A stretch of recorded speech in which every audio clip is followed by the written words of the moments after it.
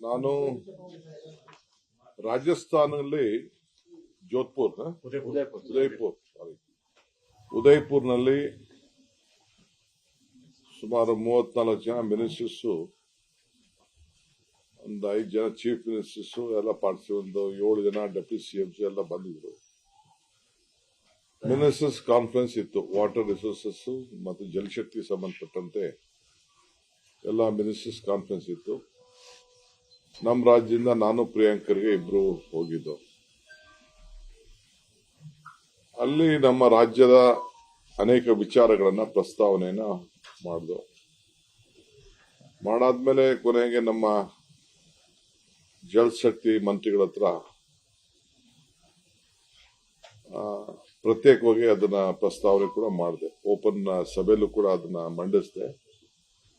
ಆಮೇಲೆ ನಮ್ಮ ACS ಅವರು ಕೂಡ ಪವರ್ ಪಾಯಿಂಟ್ ಪ್ರೆಸೆಂಟೇಷನ್ ಏನೇನು ನಮಗೆ ಬಾಕಿ ಇದೆ, ಯಾವ ರೀತಿ ಹಣ ಬರಬೇಕು, ಏನ್ ಮಾತಾಗಿತ್ತು, ಏನು ಕೇಂದ್ರ ಸರ್ಕಾರ ಘೋಷಣೆ ಮಾಡಿತ್ತು, ನಮ್ಮ ಕರ್ನಾಟಕಕ್ಕೆ ನೆನ್ನೆ ಆಗ್ತಾ ಇದೆ, ಇದೆಲ್ಲ ಕೂಡ ಮಂಡನೆ ಮಾಡಿದೆ. ಆಮೇಲೆ ಕೊನೆಗೆ ಅವರು ನಮಗೆ ಪ್ರತ್ಯೇಕವಾಗಿ ಟೈಮ್ ಕೊಡ್ತೀವಿ ಅಂತ ಹೇಳಿ 25ನೇ ತಾರೀಕು ಅಂದ್ರೆ ನಿನ್ನೆ ಟೈಮ್ ಕೊಟ್ಟಿದ್ರು. ಅವರು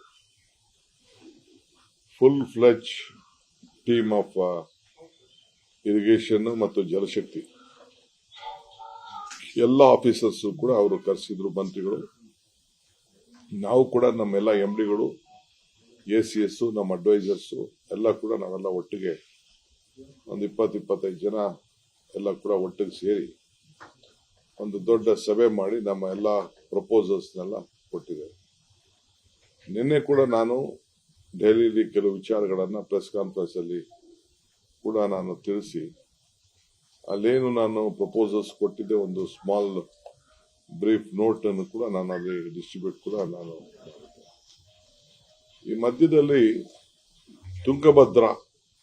ತುಂಗಭದ್ರಾ ನದಿ ವಿಚಾರದಲ್ಲಿ ಏನು ನಮಗೆ ಡ್ಯಾಮ್ ಅಲ್ಲಿ ಶಿಲ್ಟ್ ತುಂಬಿಕೊಂಡು ನಮಗೆ 27ರಿಂದ 30 TMC ಲಾಸ್ ಆಗ್ತಾ ಇದೆ.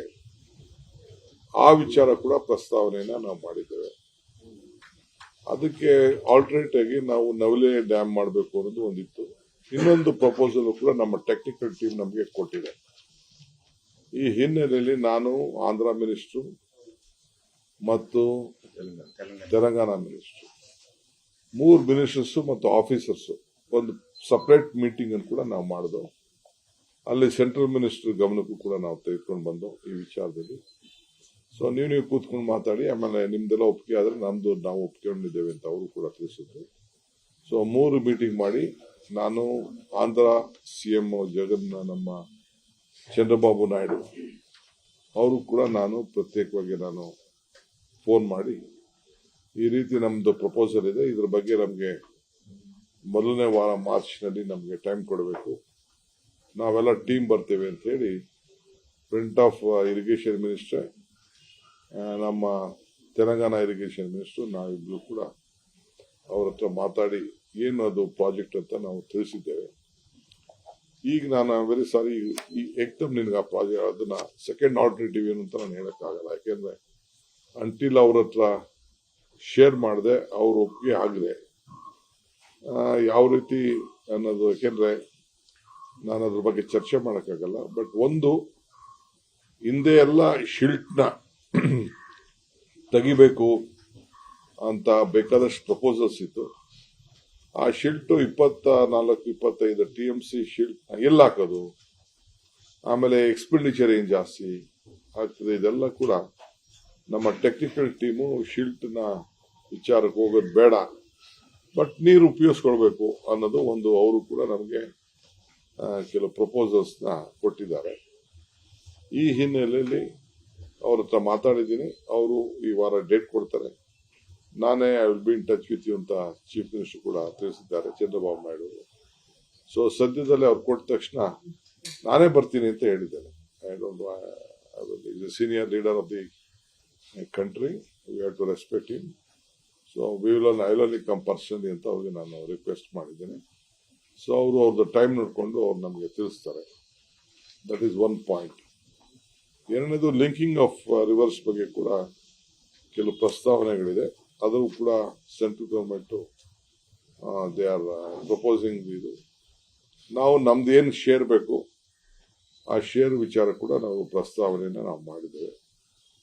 ಮೂರನೇದು ಸುಮಾರು 11,122 ಕೋಟಿ ಯಾವ್ದಾವ್ದು ಯೋಜನೆಗಳಿದೆ ಅಂತ ಕೆಲವರು ಅಲೆ ಮೀಡಿಯಲ್ಲಿ ಕೆಲವರು ಪ್ರಿಂಟ್ ಇತ್ತು. ನಾನು ಫ್ಲೈಟ್ ಅಲ್ಲಿ ಬರ್ಬೇಕಾದ್ರೂ ಕೂಡ ನೋಡಿದೆ, ಕೆಲವೆಲ್ಲ ಬರೆದಿದ್ದೀವಿ. ಸೊ ಯಾವ್ದಾದ್ರು ಹೊಸ ಪ್ರಾಜೆಕ್ಟ್ಸ್ಗಳು ಕೂಡ ನಾವು ಕೊಟ್ಟಿದ್ದೇವೆ. ಇನ್ನ ಕೆಲವು ಅನೇಕ ಪ್ರಾಜೆಕ್ಟ್ಗಳು ಆಲ್ ಡ್ಯಾಮ್ಸ್ ಗೇಟ್ಗಳನ್ನ ಬದಲಾವಣೆ ಮಾಡಲಿಕ್ಕೆ ಮತ್ತು ಆ ಡ್ಯಾಮ್ಗಳಲ್ಲಿ ಸೇಫ್ಟಿ ಮೆಷರ್ಸ್ ಏನೇನ್ ಮಾಡಬೇಕು ಅದಕ್ಕೂ ಕೂಡ ಒಂದು ಸಪರೇಟ್ ಒಂದು ರಿಪೋರ್ಟ್ ನ ರೆಡಿ ಮಾಡಿಸ್ತಾ ಇದ್ದೀನಿ. ಟೆಕ್ನಿಕಲ್ ಟೀಮು ಅದಕ್ಕೆ ಹೋಗಿ ಕೆಲಸ ಮಾಡ್ತಾ ಇದೆ. ಅದಕ್ಕೊಂದು ಮಾಡ್ತಾ ಇದ್ರೆ. ಎರಡನೇದು, ಮೂರನೇದು ಆಟೋಮೇಷನ್ ಆಫ್ ಕ್ಯಾನಲ್ಸ್. ಸೊ ಕೊನೆ ಟೈಲ್ ಎಂಡ್ ವರೆಗೂ ನೀರು ಹೋಗ್ಲಿಕ್ಕೆ ಏನೆಲ್ಲ ಮಾಡ್ಲಿಕ್ಕೆ ಸಾಧ್ಯ ಅನ್ನೋದು ಕೂಡ ಕೆಲವು ಆಗಲೇ ಒಂದು 2-3 ಪ್ರಾಜೆಕ್ಟ್ ನಾವು ತೆಗೆದುಕೊಂಡಿದ್ದೇವೆ. ಸೊ ಅದೇ ಮಾದರಿಯಲ್ಲಿ ಸ್ವಲ್ಪ ಇನ್ನ ಇಂಪ್ರೂವ್ಡ್ ವರ್ಷನ್ ಈಗಿರೋ ಹೊಸ ಟೆಕ್ನಾಲಜಿಲಿ ಅದು ಕೂಡ ಈಗಾಗಲೇ ನಮ್ಮ ಟೆಕ್ನಿಕಲ್ ಟೀಮು ಎಲ್ಲ ರೆಡಿ ಮಾಡ್ಕೊಳ್ತಾ ಇದ್ದಾರೆ.